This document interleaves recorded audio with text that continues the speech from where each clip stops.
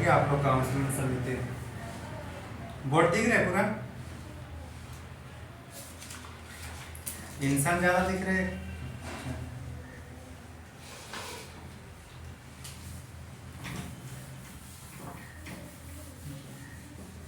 क्यों नहीं आते साहब आप लोग?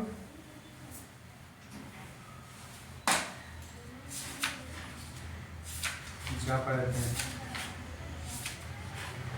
गुड। लास्ट क्लास हम लोग भारत छोड़ो आंदोलन किया ना?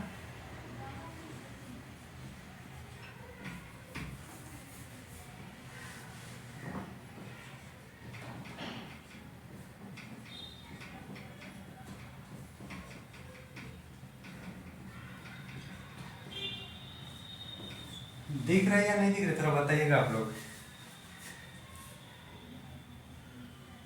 दिख रहा है। कब शुरू हुआ भारत छोड़ो आंदोलन, एक बार रिवीजन कर लेते हैं। 8 अगस्त 1942। जीरो और ऑपरेशन किससे संबंधित है, कौन से आंदोलन से? भारत छोड़ो। इसके तो गांधी जी को कहाँ रखा गया था, कौन से जेल में? बताइए नाम, कौन सा? ये रोदा जेल यहाँ पे था, तो फिर ये, अरे जेल का नाम बताइए।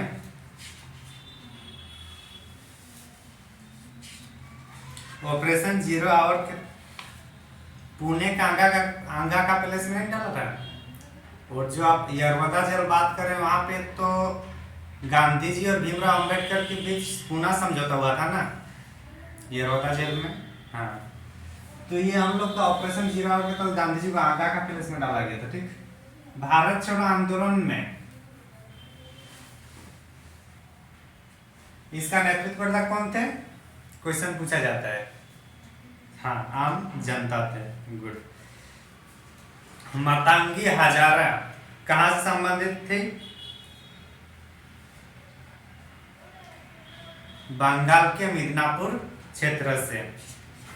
ठीक, रेडियो में जो ये किया गया था संचालन, रेडियो का संचालन किया गया था, कांग्रेस के रेडियो संचालन, वो कौन की थी? उषा मेहता। मुस्लिम लीग भारत छोड़ो आंदोलन को सहयोग किए थे कि नहीं? हाँ, नहीं।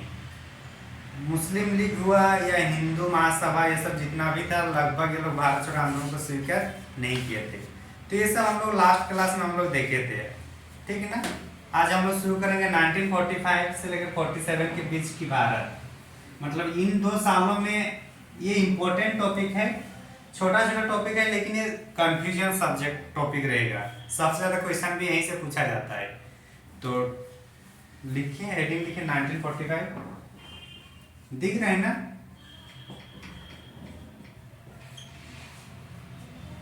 के बीच का भारत।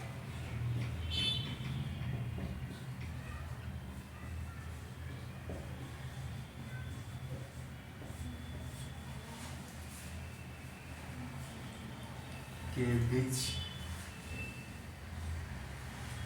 हेडिंग लिखिए 1945 से 47 के बीच की भारत। लिख लिए?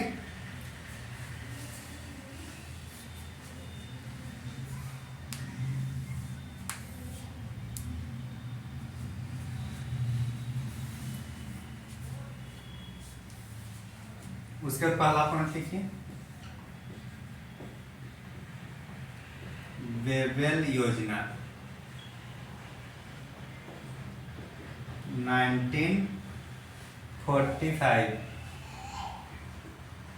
बेबेल योजना, इसको पहले हम लोग लिखते हैं, उसके बाद इसको डिस्क्राइब करेंगे।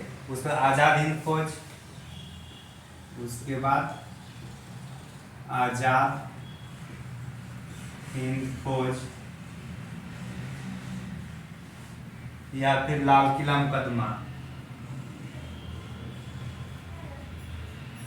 लाल किला मुकदमा।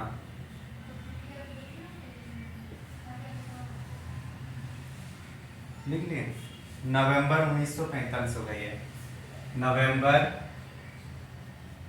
1945। आजादी हिंद फौज के बाद शाही भारतीय नौसेना विद्रोह। शाही भारतीय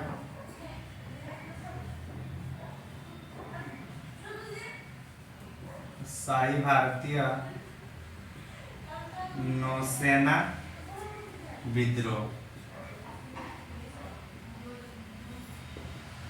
फिर 1946 लिख लिया इतना दूर। Cabinet mission,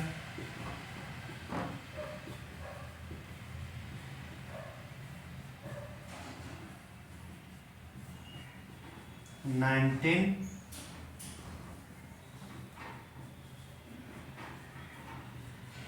1946 Cabinet Mission March 1946। Attlee की घोषणा फिर आएगा, इटली नहीं है, ठीक है ना, इटली है। इटली की घोषणा 20 फरवरी 1947। नीचे वाला लाइन दिख रहा है?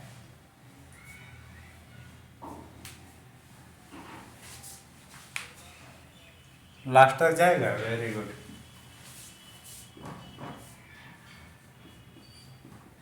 माउंट बेटन योजना 3 जून 1947। और इसी योजना के साथ ही हम लोग का भारत आजाद हो जाएगा।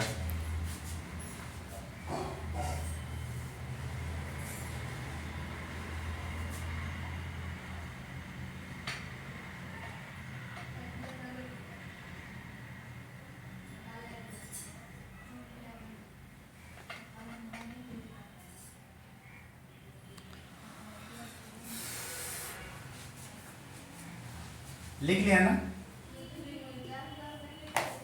तो पहले हम लोग पहले पे जो एक बार इसको देख लेना है कि कौन कौन सा डेट में क्या है, ठीक है ना। क्योंकि कभी कभी पूछा जाता है कि क्रमानुसार लिखना है, तो कहाँ से ये सब याद रहेगा, तभी हम लोग को समझ में आएगा।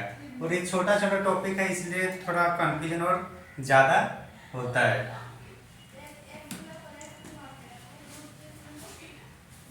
सांस तरह बातें बंद करो आवाज से।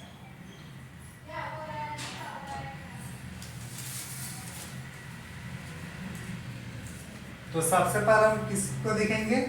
बेबेल योजना को। कौन सा? तो बेबेल योजना के बारे में कुछ आइडिया है? लॉर्ड बेबेल कौन थे?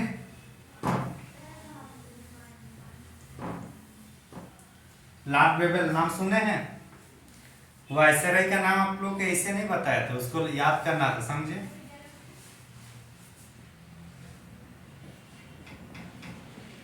लॉर्ड बेबेल ये वायसराय थे भारत के। वायसराय होगा या गवर्नर होगा? 1945 के आसपास का टाइम है, बताइए क्या होगा? हाँ, 1944 से लेकर 47 तक क्या होगा ये?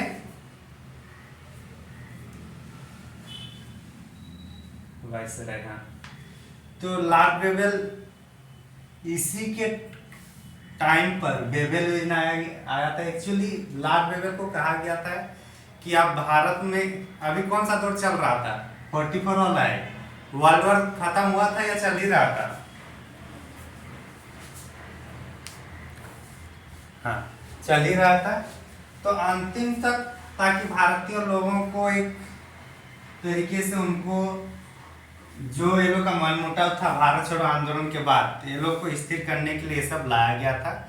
इसी में एक योजना बनाई गई थी जिसको हम लोग बेबेल योजना कहते हैं।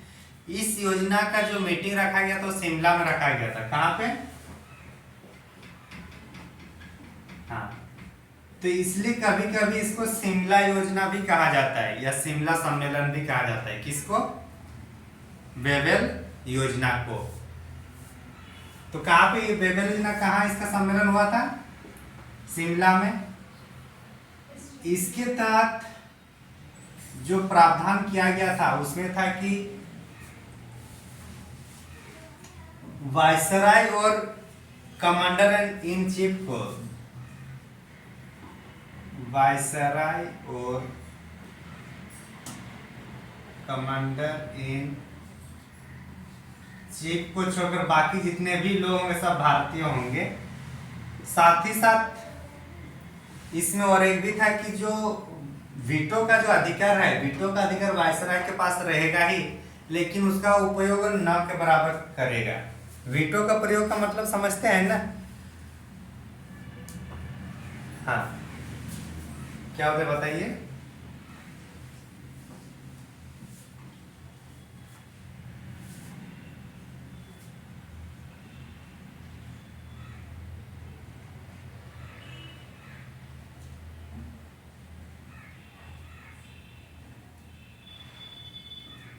हाँ हाँ, वही चीज है, समझ में है बाकी को?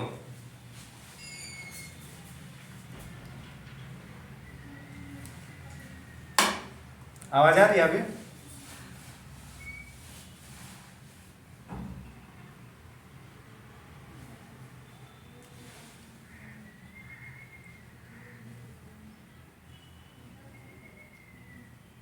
आ रही है आवाज? तो वीटो का मतलब होता है अगर कुछ नियम कानून बन रहा है और अगर उसमें कोई जिसके पास पावर है वो बोलेगा कि ये सही नहीं है, तो फिर वो सही नहीं है, फिर उसको लागू नहीं किया जा सकता है। अगर मान के चलिए आपके घर वालों का आप कुछ प्रपोजल दिए कि मुझे ये करना है, वो करना है, कुछ बिजनेस के बारे में ही सोचे, तो घर के जो मुखिया है, चाहे बड़े भैया हैं या पापा, अगर वो बोल दिए नहीं, तो क्या फिर उसमें आप लोग इम्प्लीमेंट कर पाते हैं? नहीं। तो वही चीज होता है वीटो पावर, ठीक ना? तो इसलिए बोल रहा है कि वीटो पावर वायसराय के पास ही रहेगा, लेकिन उसका उपयोग कम से कम करेंगे। समझ में आया? हाँ। इसमें सबसे बड़ी जो दिक्कत करने वाली बात थी इस योजना में, वो था कि परिषद में जो परिषद होगा इसमें हिंदू और मुस्लिम दोनों की सदस्य संख्या सेम सेम रखने की बात की जा रही है परिषद में, कार्यकारिणी, वायसराय की कार्यकारिणी परिषद में, हिंदुओं की भी और मुसलमानों की भी। तो ऐसे में मुस्लिम लीग के लिए या मुस्लिम के लिए चलो ठीक है, लेकिन क्या हिंदू मानेगा? पूरे जनसंख्या ज्यादातर हिंदू के तो उस टाइम, और ज्यादातर मुस्लिम मतलब मुस्लिम लीग उसको रिप्रेजेंट कर रहे थे। और अगर इसमें बात अगर मान भी लेते, अच्छा इसमें बात मानने के लिए और एक चीज था कि मुस्लिम लीग जो बोलते थे कि मुस्लिम लीग का कहना था कि अगर बेबेल योजना अगर लागू किया जाएगा या बेबेल योजना में कोई भाग लेंगे तो मुस्लिम की ओर से जितने भी सदस्य होंगे सिर्फ मुस्लिम लीग से ही होगा। मतलब कांग्रेस को मुस्लिम सदस्य चुनने के लिए ये लोग माना किए थे। कौन? मुस्लिम लीग। नहीं समझ में आया?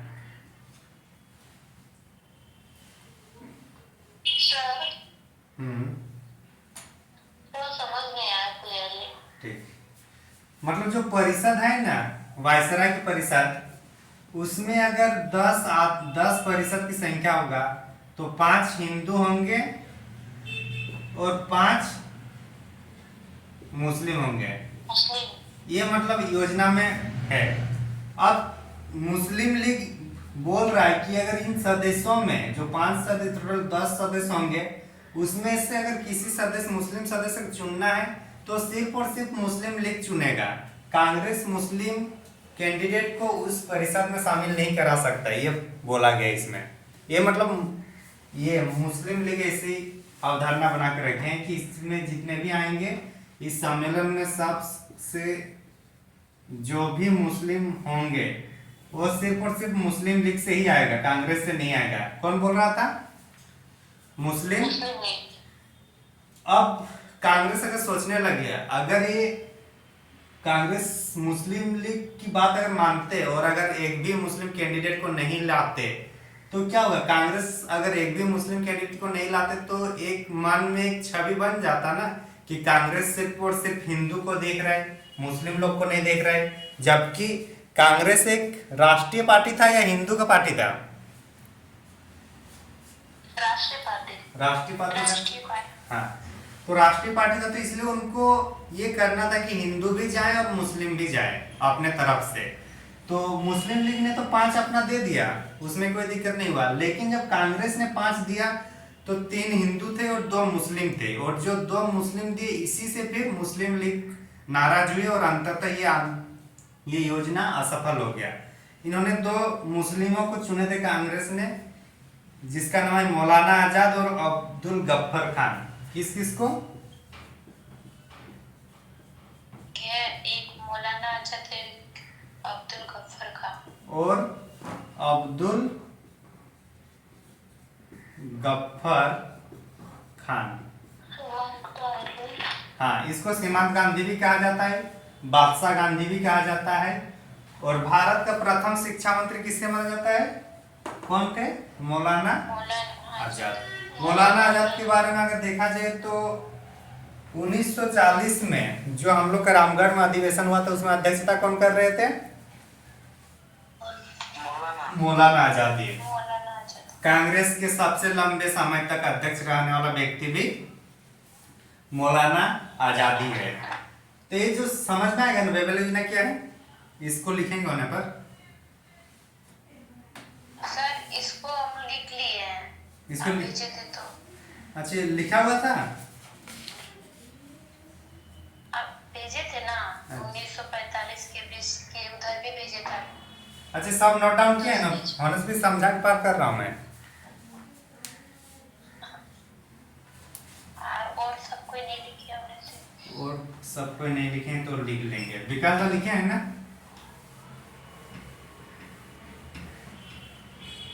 जी सर, लिखे हैं। गुड।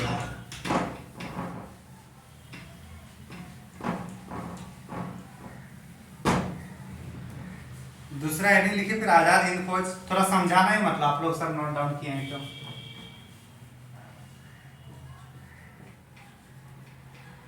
आजाद हिंद फौज भारतीय राष्ट्रीय सेना, इसका दूसरा नाम है। भारतीय राष्ट्रीय सेना, दूसरा नाम क्या है? भारतीय राष्ट्रीय सेना, INA। भारतीय राष्ट्रीय सेना कब हुआ है? 1945। मतलब हाँ,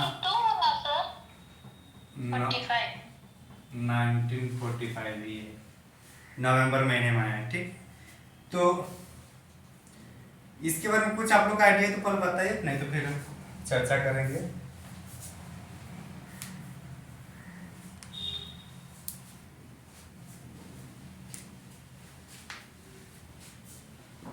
बताइए सर। गुड। इसमें सबसे ज्यादा मिसकंसेप्ट ये रहता है ना कि आजाद हिंद फौज का गठन सुभाष चंद्र बोस ने किए थे, तो ये गलत है। आजाद हिंद फौज का गठन कौन किए थे? मोहन सिंह। हाँ, मोहन सिंह। लेकिन वो जो किए तो 1942 वाला था, लेकिन उसी का दूसरी शाखा जो 1945 है वो एक्चुअली में इसी को फिर आजाद हिंद फौज कहा गया। लेकिन अगर एक्चुअली अगर प्रथम अगर माना जाएगा तो कौन होगा उसका अध्यक्ष? मोहन सिंह। हाँ, लेकिन अगर वास्तविक बोला जाएगा तो फिर सुभाष चंद्र बोस होंगे। वो डिपेंड करेगा क्वेश्चन किस टाइप से रहेगा। क्या हुआ, बोले? ये मोहन सिंह भागना वाले हैं? नहीं, मोहन सिंह भागना शायद हो सकता है, देखना पड़ेगा। मोहन सिंह भागना है या मोहन सिंह है। हाँ, तो इससे आजाद हिंद फौज की गठन कब हुआ था? 1942। वास्तविक वाला 1945 है। कौन थे यहाँ पे? मोहन सिंह, ठीक। ये दिमाग कौन दिया है राष्ट्रीय मतलब भारतीय राष्ट्रीय सेना को गठन करने के लिए? जापान के एक सेनापति थे वहाँ, उनके अधिकारी मेजर फुजीवारा। कौन थे? Major Fujiwara. Fujiwara, major Fujiwara. तो एक्चुअली मोहन सिंह जो थे हम लोग का ब्रिटिश आर्मी के मतलब सेनाधिकारी थे। और जैसे जैसे ईस्ट इंडिया कंपनी पीछे की ओर भाग रहा था जापान के डर से या भय से या जापान से हार कर, तो उसी टाइम जो जापान के सेनानी थे कौन, मेजर फुजीवारा, उन्होंने इनसे बात करते हैं मोहन सिंह से कि काहे आप अपने देश को गुलाम देखना चाहते हैं, आप जो ब्रिटिश सेना है इससे निकलिए और अपने देश के लिए लड़िए। तो उन्हीं के सुझाव के बाद फिर मोहन सिंह ने आजाद हिंद फौज का गठन करता है। समझ में आया?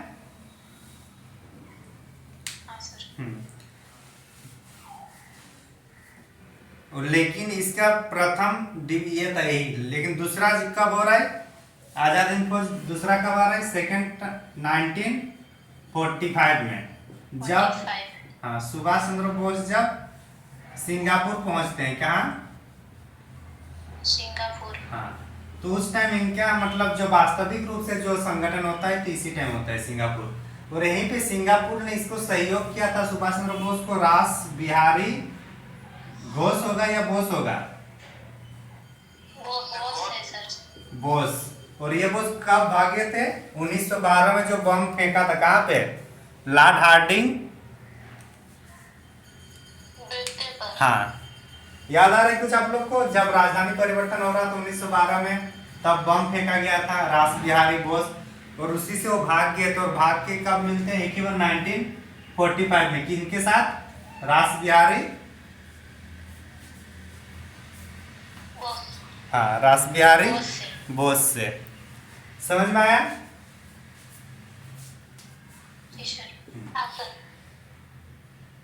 चूंकि भारत छोड़ो आंदोलन 1942 के बाद भारतीयों की मनोबल बढ़ा है या घटा है? कॉन्फिडेंस। अरे जब पूरे उतने बड़े आंदोलन को खुद से नेतृत्व कर सकते हैं तो क्या आंदोलन तो आत्मविश्वास कम होगा या ज्यादा होगा? बढ़ेगा ही। तो अब अभी तो लोग खुद से लड़ा था। सुभाष चंद्र बोस का भी अभी क्या होगा? अब इनको भी समझ में आया कि भारतीय लोग या भारत के सेना है उनमें जज्बा आ गई, वो लोग अब लड़ सकते हैं। तो इसी क्रम में जो भी पार्टी थे मतलब जो भी सेना थे वो सबको एक अच्छी तरह से संगठन किया। जापान के आसपास या सिंगापुर में जितने भी भारतीय सैनिक जो कैद किए हुए थे उसको निकाले गए और उसमें एक विशाल सेना का निर्माण किया। इस सेना के निर्माण में इन्होंने ब्रिटेन और अमेरिका पर भी हमला करने का ये लोग को मतलब प्लान बनाए थे, किए भी थे। और इनको जर्मनी जैसे कोई कोई देशों ने इसको एक अलग से लोग स्थायी मतलब अस्थायी सरकार का गठन किया था। कौन? सुभाष चंद्र बोस, रास बिहारी बोस, ये सब मिलकर। तो उसको जर्मनी और एक दो बाकी देशों ने भी स्वीकार किया था।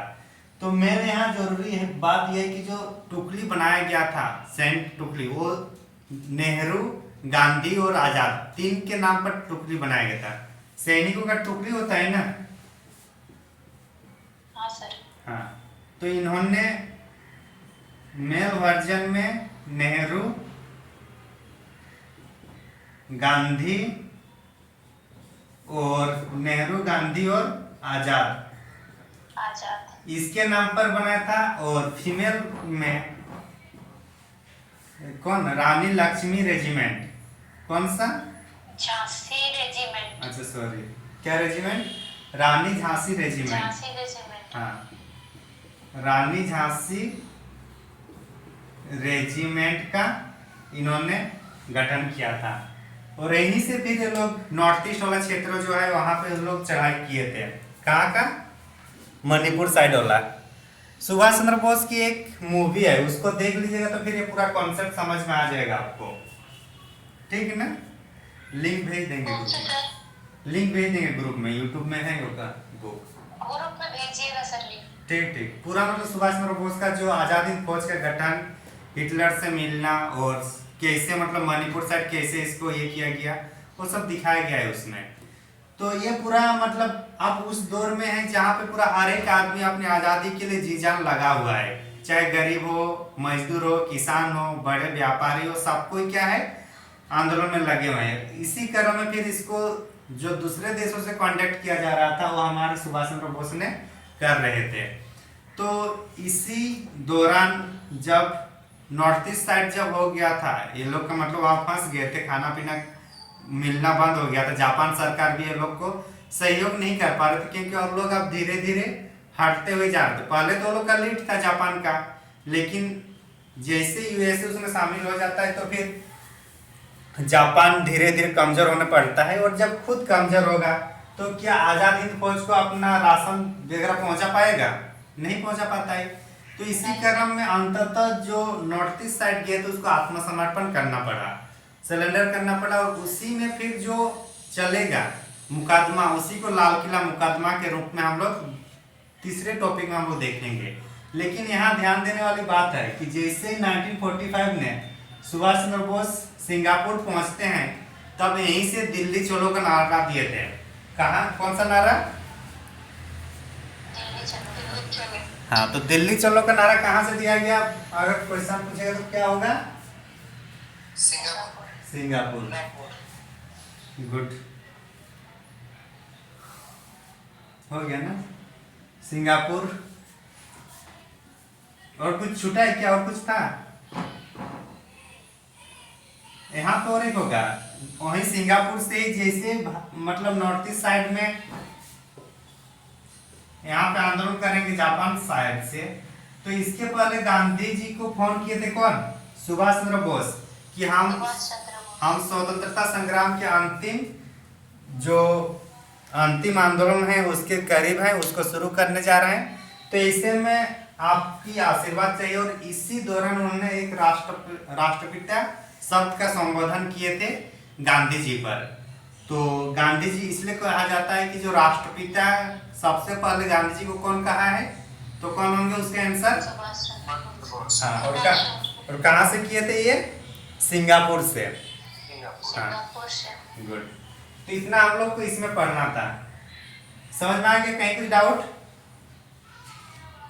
जी सर, इसी में ना वो मतलब सुभाष चंद्र बोस बोलता है कि युद्ध में हमें आपका आशीर्वाद चाहिए बोल के। हाँ, यही बोलो जो फोन करके बोले कि राष्ट्रपिता इस युद्ध में हमें आपका आशीर्वाद चाहिए, वो राष्ट्रपिता से शुरू किया था, ठीक ना। और जो मणिपुर साइड जो गया था वो अलग, उसको लीड कौन कर रहे थे? शाहनवाज खान। कौन कर रहे थे?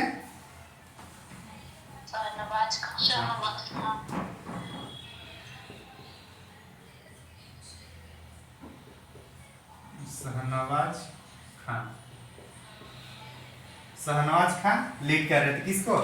जो नॉर्थ ईस्ट में या इंडिया बर्मा के क्षेत्र में जो हम लोग का पहाड़ी क्षेत्र है वहां से जो लीड कर रहे थे होते हैं, उसको लीड करने वाले, ठीक ना। और जो इन्हीं लोग की जो टुकड़ी को जो पकड़ा गया था और उसी को फिर आत्मसमर्पण करा के फिर कहाँ ले गया था? लाल किला। और लाल किला में एक कुआं जैसा जगह है, वहां पे इसको रखा गया था और वहीं से फिर इसको मुकदमा चलाया गया था इन्हीं लोग को। चूंकि भारत तो उस टाइम अपने स्वतंत्रता के करीब थे, प्लस अंग्रेज भी थोड़ा कमजोर होने लग गया था, तो इसको छुड़ाने के लिए जवाहरलाल नेहरू, भूलभुलैया देसाई ये सब सहयोग कर रहे थे। किनको छुड़ाने के लिए? जो भी आत्मसमर्पण किए लोग को, वो लोग बोल रहे थे कि लोग भूले भोट के लोग हैं, ये लोग थोड़ा डाइवर्ट हो गए अपने माध्यम से, मतलब सबका साथ क्या था? आज़ादी प्राप्त करना, लेकिन साधन थोड़ा अलग हो गया था सुभाष चंद्र बोस लोगों का, क्रांतिकारी वाला, जो मतलब अहिंसा को प्रेरित, अहिंसा को नहीं मानने वाला। तो इसी क्रम में बोले कि ये लोग को छोड़ दिया जाए। और इसीलिए फिर जो ये क्या नाम, जवाहरलाल नेहरू जो सविनय अवज्ञा आंदोलन के दौरान जो छोड़ा था, उसको फिर से दोबारा यहाँ पे कोर्ट कचहरी करना शुरू कर देता है ये लोग की ओर से, वकील या जो भी जजमेंट देना है उसके संबंध में। तो अगर पूछा जाए कि लाल किला मुकदमा में कौन कौन ये लोग को बचाने के लिए आए थे, तो उसमें आएगा एक भूल भुला, एक मिनट, भूलाभाई देसाई और नेहरू। कौन आएगा? भूलाभाई देसाई और नेहरू। हाँ,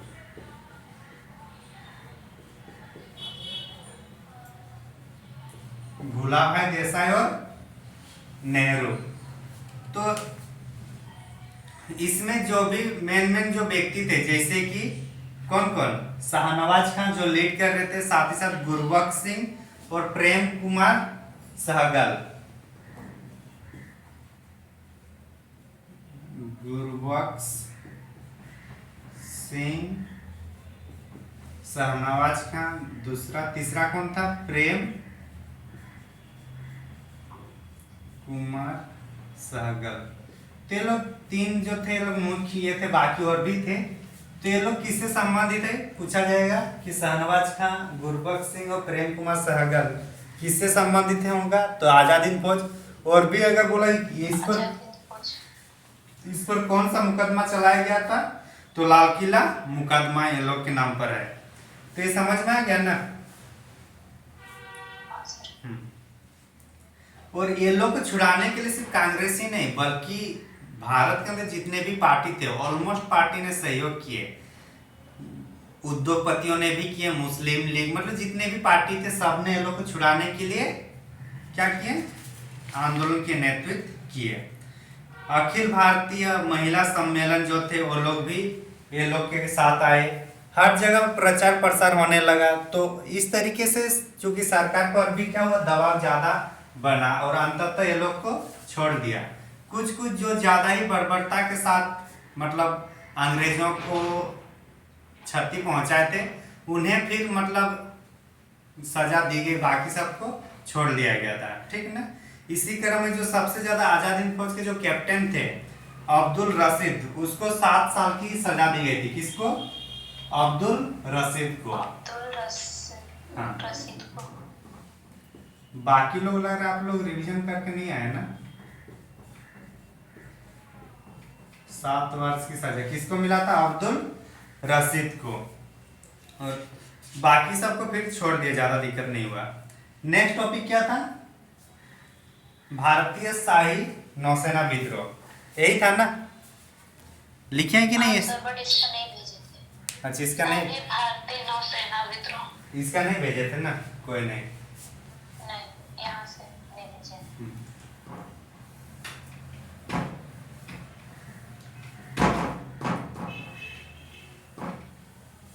चलिए लिखिए, भारतीय शाही नौसेना विद्रोह।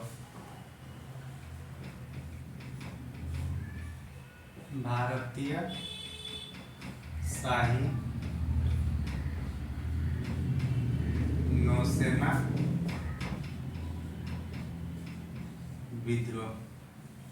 क्या है टॉपिक? भारतीय शाही नौसेना विद्रोह, फरवरी 1946, 1946 कब का है? फरवरी 1946। हाँ, इसको रॉयल इंडियन नेवी भी कहा जाता है। रॉयल इंडियन नेवी इंग्लिश में अगर देखिएगा तो।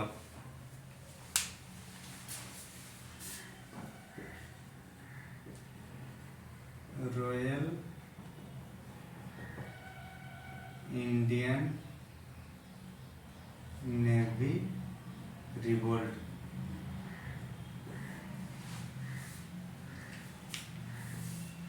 लिख ली? अब आप लोग थोड़ा रिवीजन कीजिए। 1857 का विद्रोह क्या था?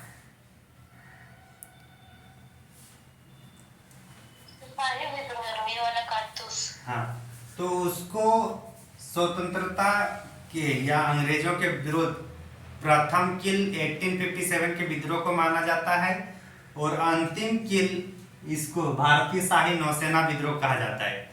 तो अगर प्रथम किल बोला जा रहा है तो उसमें कुछ ना कुछ हम लोग को देखना होगा, और अंतिम किल माना जा रहा है तो इसमें कारण क्या था, ये सब देखना जरूरी है। इसमें इसको अंतिम किल माना गया, और सिपाही विद्रोह को हाँ,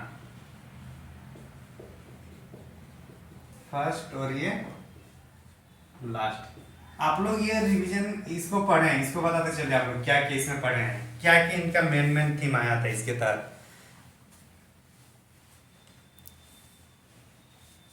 कारण पूछ रहा सर। कारण नहीं, उसमें कुछ जो रिजल्ट में क्या मिला था, सिपाही विद्रोह का रिजल्ट में क्या आया था वो देखिए, वो बताइए। इसमें सब कोई मिलकर विद्रोह किया था। सब कोई, भारतीय सैनिकों की संख्या बढ़ाई गई थी शायद। हाँ तो एक एक करके बताइए, चलिए चलिए सुहानी बोलिए। इसमें मतलब सैनिक मतलब सब कोई मिलके विद्रोह किया था। इसमें हिंदू मुस्लिम सब कोई हाँ, मिलके। सैनिक, इसको ये बोले कि सैनिक प्लस किसान दोनों मिलकर इसको ये किया था। और सैनिक किसान, किसान क्यों, क्योंकि किसान के लोग ही, किसान के फैमिली वाले ही सैनिक में जाते हैं ज्यादातर, सैनिक में जाते हैं। हाँ। और क्या था इसमें मेन पॉइंट बताइए सिपाही विद्रोह का, क्योंकि वहीं से फिर वहां हम लोग जाएंगे। और इसका जो प्रारंभ हुआ था वो छावनी बोर्ड से हुआ था ना। हाँ चलिए, छावनी बोर्ड से हुआ था। और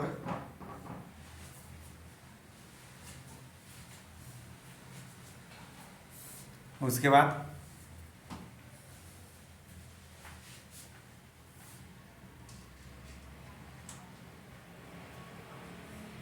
और बताइए, इसके परिणाम स्वरूप क्या हुआ, भारत का जो शासन व्यवस्था था अमूलचूल परिवर्तन हुआ कि नहीं। पहले कंपनी के पास रहता था, अब क्या होगा, ब्रिटिश सरकार के पास चला गया, मतलब सत्ता का हस्तांतरण ताज के पास चला गया कि नहीं चला गया। चला गया सर। हाँ तो सत्ता का हस्तांतरण लिंक हो पा रहा है कि नहीं, विकास और जनक।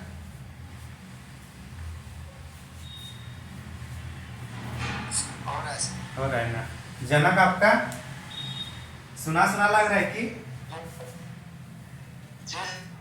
जी, सुना सुना लग रहा है। क्या कर रहे हैं, इतने दिन से रिवीजन नहीं किए।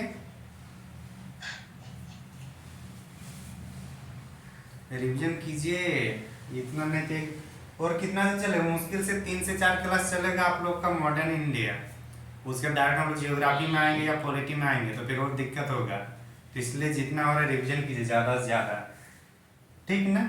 सत्ता हस्तांतरण मेन हम लोग का ये देखना है, किसके पास चला गया सत्ता, ताज मतलब ब्रिटिश गवर्नमेंट के पास। British government. अब सेम चीज इसको अगर पहला मान रहे तो इसको लास्ट। सैनिक, यहाँ पे भी सेना ही है ना। हाँ सर। यहाँ पे भी सेना है। और जहां सेना होगा और सेना को दिक्कत होगा तो सेना के घर वाले कौन है, किसान लोग हैं। तो किसान लोग शामिल होंगे कि नहीं। होंगे सर। हाँ तो इसमें भी किसान होंगे, किसान मजदूर। और चूंकि सेना किसान ही नहीं रहेगा, हम लोग बात कब कर रहे हैं 1946 में, कब 1946 मतलब भारत छोड़ो आंदोलन के बाद। और भारत छोड़ो आंदोलन का मतलब क्या होता है, करो या मरो का नारा, गांधी जी का अलग ही मिजाज देखने को मिलेगा। तो जब इस स्थिति में रहेगा और थोड़ा बहुत भी अगर आंदोलन करने का मौका मिलेगा तो लोग आंदोलन करना छोड़ेंगे क्या। नहीं छोड़ेंगे सर। नहीं सर छोड़ेंगे। गांव साइड में अगर किसी के घर से लड़ाई करना है ना, तो अगर मुर्गी भी 2 लड़ाई आपस में करेंगे तो उसमें भी लड़ाई होती है, पता है ना। हाँ सर। हाँ, किसी के घर से दूसरे घर मुर्गी गया तो भी लड़ाई होती है अगर करना होता है तो। और वही चीज यहाँ पे हो रहा है। ये लोग को मतलब उस टाइम हम लोग का इतना कॉन्फिडेंस था, इतना मन में जोश था करो या मरो के बाद से, तो सब उस टाइम थोड़ा भी अगर कहीं से भी कुछ मिल रहा है तो आंदोलन करना फिक्स हो जाता है। तो ऐसी स्थिति में क्या लोग यहाँ आंदोलन नहीं करेंगे। करेंगे सर। करेंगे, गुड।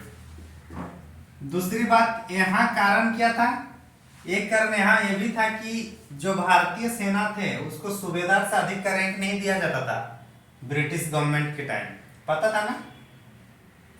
कुछ भी करो, कितना भी काबिल क्यों ना रहो, सूबेदार से ज्यादा आपको नहीं बनाया जा सकता था। पैसा भी कम मिलता था, खाना पीना भी सही से नहीं होता था। ये सेम चीज यहाँ पे भी आपको देखने को मिलेगा, खाना पीना सही से नहीं मिलेगा। और एक्चुअली खाना पीना सही से नहीं मिलता है तो उसी से एक आदमी परेशान होकर एक जहाज में लिख देता है भारत अंग्रेज भारत छोड़ो, और उसी से फिर आगे ये आंदोलन शुरू होता है। वो बाद में देखेंगे, हालांकि पहले इसके ऊपर हम लोग कंपेयर कर लेते हैं। ये भी छावनीबद्ध, ये भी सेना शुरू है। सत्ता का हस्तांतरण किसके पास चला गया? ब्रिटिश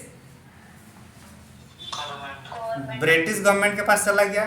अब ऐसी स्थिति में यहाँ हम लोग के पास क्या आएगा? ब्रिटिश गवर्नमेंट के पास चला गया तो इसके लिए कोई एक्ट आया ना पहले। तो एक्ट कौन था? 1856 का एक्ट, यही था ना?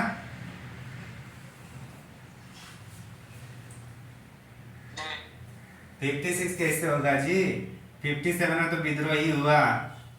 आप लोग भी ना 1858 होगा ना? वही सोच रहा था सर। हाँ गुड। 1856 एक्ट भी है कुछ? हाँ, अरे तो सोचना नहीं है। विद्रोह अगर 1857 में हो रहा है तो जाहिर सी बात है उसके बाद ही होगा, है कि नहीं? हाँ सर। हाँ। तो यहाँ पे भी कौन सा एक्ट आएगा? यहाँ से आएगा आपका नौसेना विद्रोह। कब हो रहा है? 46 ना। तो यहाँ पे कैबिनेट मिशन आएगा। कौन सा आएगा? Cabinet mission. और कैबिनेट मिशन ने पहली बार पाकिस्तान की मांग को इनकार कर दिया, बोलकर कि पाकिस्तान की जो डिवाइड है वो किसी भी तरीके से नहीं हो सकता है। ये पहली बार कहा गया है यहाँ पर। कौन से मिशन में कहा पहली बार कि पाकिस्तान अलग राष्ट्र नहीं बन सकता है? कैबिनेट मिशन की ओर। तो जब हम लोग कैबिनेट मिशन पढ़ेंगे तब हम लोग इसके बारे में और डीपली जाएंगे। तो अभी हम लोग क्या पढ़ना था? भारतीय शाही नौसेना विद्रोह। उसको अंतिम किल माना जाता है स्वतंत्रता संग्राम आंदोलन में, और इसको प्रथम। तो प्रथम और अंतिम क्यों कहा जाता है उसको जस्ट हम लोग समझने का प्रयास किए हैं। आया कि नहीं समझ में?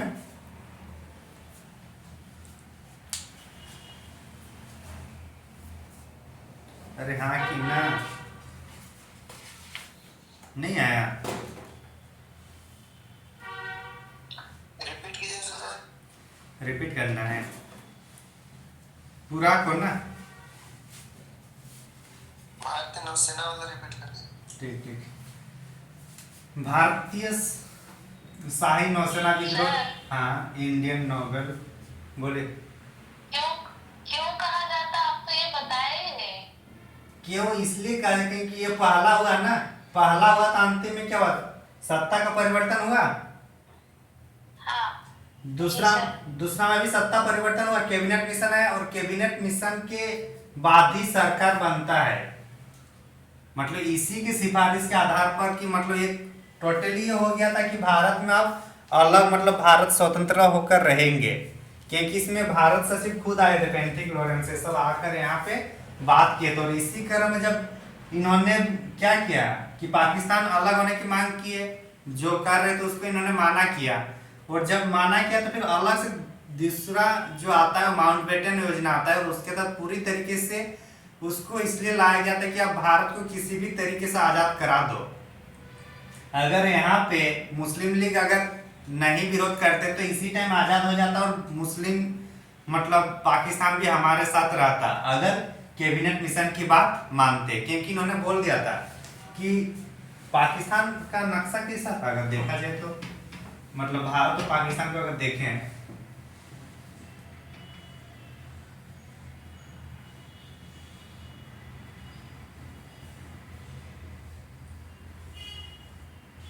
ऐसे ही है ना। इधर वाला एक पाकिस्तान था, ये कौन सा? वेस्ट पाकिस्तान, और ये ईस्ट पाकिस्तान। ईस्ट पाकिस्तान भी बांग्लादेश बना। तो कैबिनेट मिशन ने बोला कि ये सही नहीं है, यहाँ से यहाँ दोनों मतलब एक साइड दोनों के बीच कितना इतना बड़ा भारत का क्षेत्र है, और एक ही साइड से कैसे दोनों को कॉन्डक्ट कीजिए, कैसे शासन चलाइएगा। तो इसलिए पॉसिबल नहीं है प्रैक्टिकली रूप से, आवाजाही भी नहीं होगा, सेना कैसे आएंगे, इसके वहां तो उठ नहीं सकते हैं। क्योंकि अपना है ना, अगर भारत का जमीन अगर यहाँ पे है तो इसका पूरा ऊंचाई आसमान तक लगभग 100 किलोमीटर अपना रहता है, पता है ना। सिर्फ जमीन ही नहीं, आसमान का 100 किलोमीटर भी उस देश का होता है जिस देश का सीमा रेखा पर आता है। तो ऐसी स्थिति में यहाँ नहीं हो पाएगा ना सेना का आना जाना कंट्रोल करना। तो ये बात कैबिनेट मिशन ने सीधा सीधा बोल दिया था कि किसी भी हालत में पाकिस्तान एक अलग राज्य नहीं बन सकता है, और इसीलिए इसको मतलब अंतिम किल माना जाता है। मतलब इससे कंफर्म हो गया था कि अब ज्यादा दिन अंग्रेज और रुक नहीं पाएंगे, समझ में, इसलिए इसको अंतिम किल माना गया। जी सर। और इसकी शुरुआत अगर देखा जाए तो इसको रुके भी क्या था थोड़ा सा, 1 मिनट ज्यादा ही पड़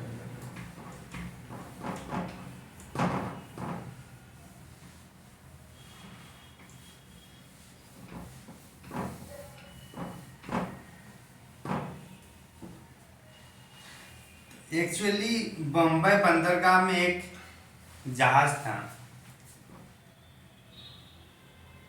कौन से बंदरगाह में?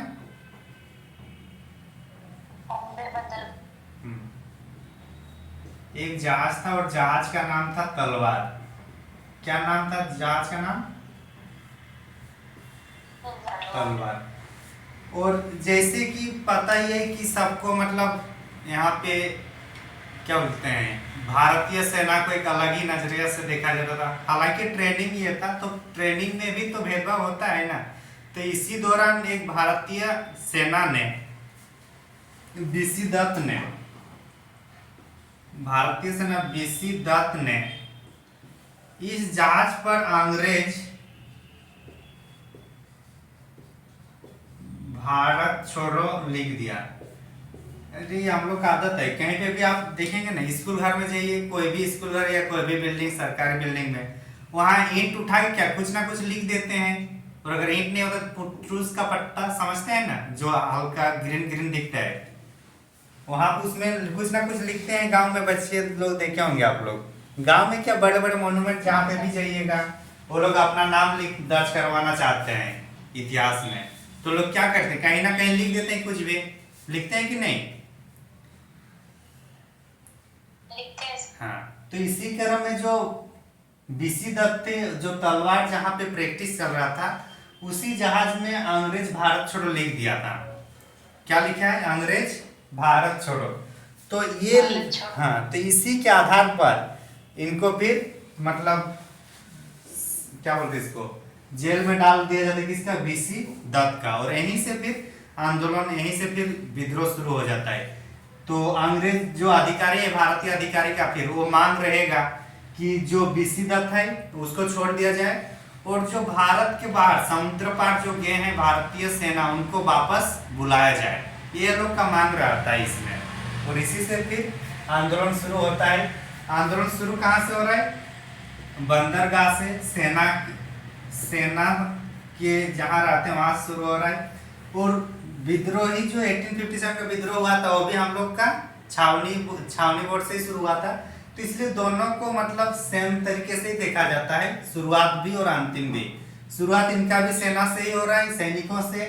1857 का जो विद्रोह है वो भी सैनिकों से होता है। ये भी बाद में किसान लोग इसमें शामिल हो गए, मजदूर लोग शामिल हो गए, यहाँ पे भी किसान लोग शामिल हो गए थे। तो इसलिए इसको प्रथम और अंतिम कहा जाता है।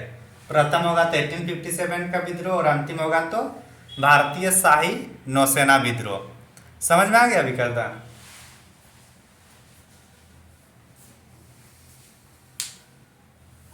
हाँ, तो इसको लिखवाना है या लिख लीजिएगा? भेज देंगे ना, चलिए अच्छी बात है, मेरा भी टाइम बच रहा है, बाकी देखेंगे। तो यही सब, जब इसके लिए भी समिति बनेगी कि नहीं बनेगी, इसको छोड़ना है तो, छुटकारा दिलाना है तो बनेगा। तो इसी क्रम में केंद्रीय नौसेना हड़ताल समिति का गठन होता है। किसका? केंद्रीय नौसेना, हाँ, कमिटी।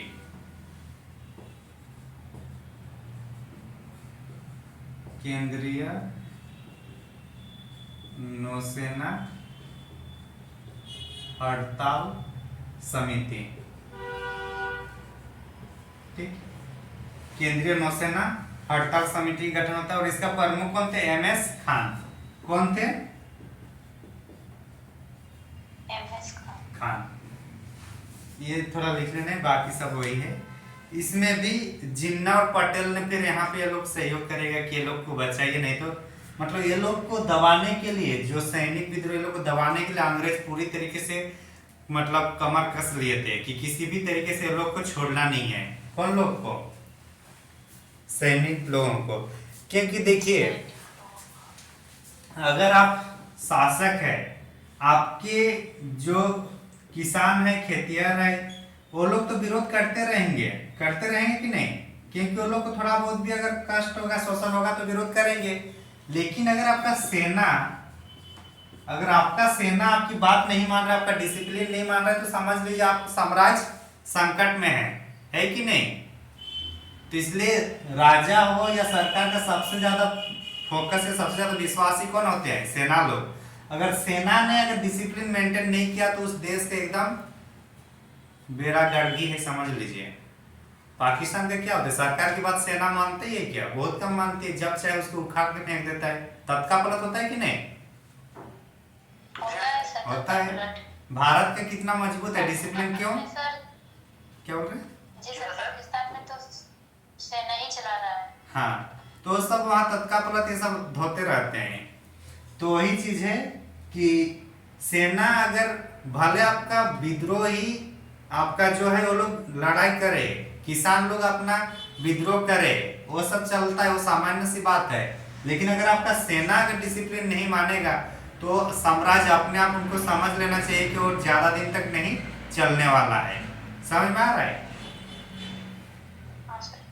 इसी का परिणाम स्वरूप आप वो वाला देखेंगे, कौन सा? प्लासी का युद्ध।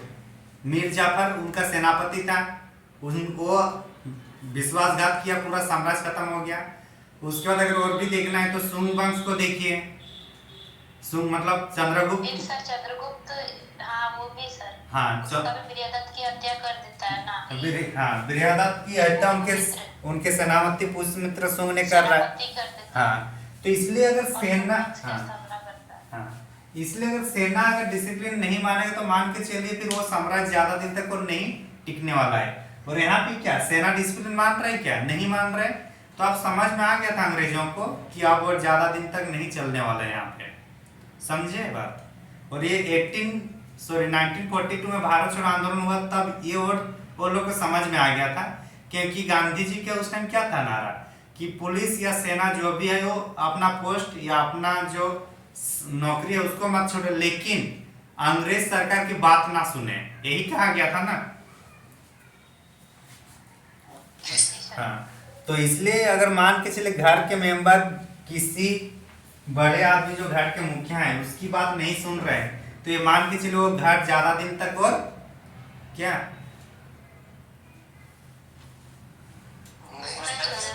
हाँ, तो इतिहास सिर्फ हम लोग को नॉलेज के लिए नहीं पढ़ना है, समझे?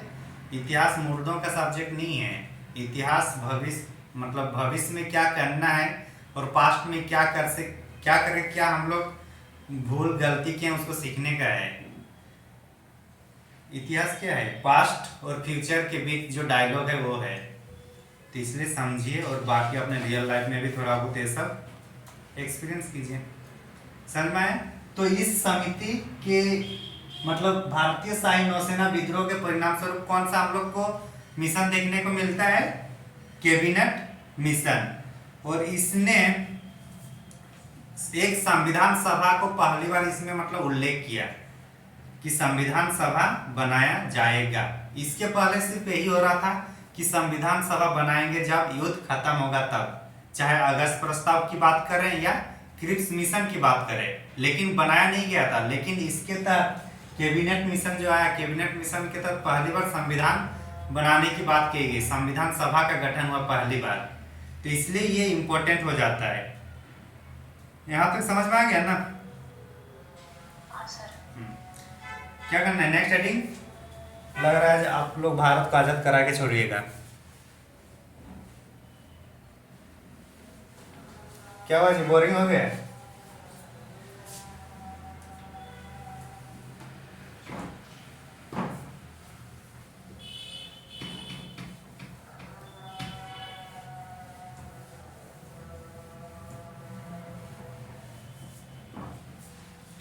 हेडिंग लिखिए कैबिनेट मिशन, या रहने दे, आज इसी को भेज दें। भेज दीजिए सर, लिख लिख दें, हाँ तो लिखने में भी उतना टाइम लग जाएगा। क्या करना है विकास?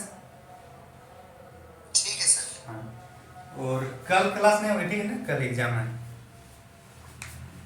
ठीक सर। ठीक है।